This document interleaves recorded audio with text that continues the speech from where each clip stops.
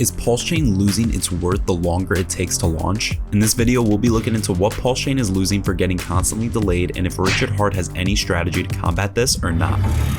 Hello and welcome to ABCrypto. If you're new to our channel, just hit that subscribe button below and hit the notification bell to receive any new video updates. You can also follow us on TikTok at _ABCrypto_, and if you want to read some more about today's topic, you can get the links down in the description below. But without further ado, let's get started.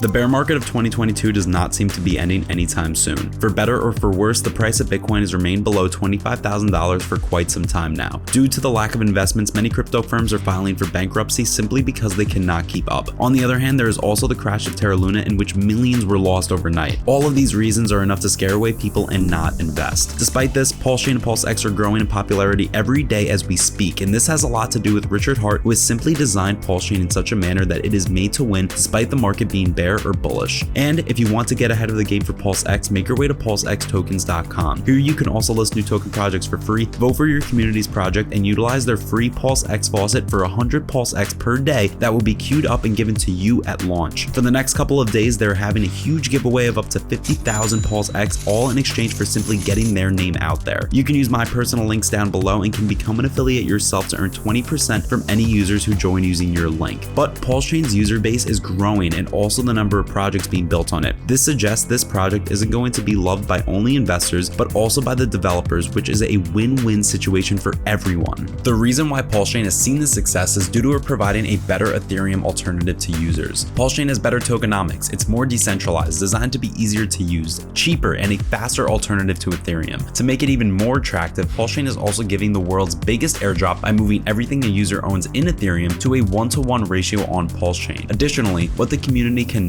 undermine is the previous success of Hex, which did a 10,000x in just a couple of years. That's something that's almost impossible to crack, and Richard Heart did it. This brings us back to our main question: is PulseChain going to lose its worth given it keeps on getting delayed or not? Well, there's no denying that PulseChain is a solid project. Everything about it guarantees it will do good and probably will become the best layer 1 project that is out there. However, the delay is having an impact on its popularity, and since we're at a historic time where scammers are getting the best of users' attention, this is ringing some alarms amongst investors. But the good thing is PulseChain has Richard Heart, and he has an entire strategy to make sure PulseChain does not become less popular before its launch. To achieve this, this is how Richard Heart is doing things. Number 1, public appearances. Heart knows that if he stops talking about PulseChain, it can mean a death sentence for it even before it's officially launched. To make sure this does not happen, Richard Heart is constantly doing interviews and public appearances to talk about PulseChain and giving small updates to the community. And the good news is, it's absolutely working. Not only are people learning more about PulseChain, but it is also helping to build the much needed anticipation. Number 2, giving things only when it is ready. We know for a while there was an absolute silence when the sacrifice stage of PulseChain ended, and after this we only got updates from Richard Heart when things were 100% complete. This includes the testnet and the sacrifice checker, and ever since they were announced, they've been working flawlessly without any hiccups or any other issues. This isn't by surprise, but by the choice of Richard Heart, as he does not want to give his community things that are incomplete or have flaws, which is also a reason why more people have trust in PulseChain than ever before.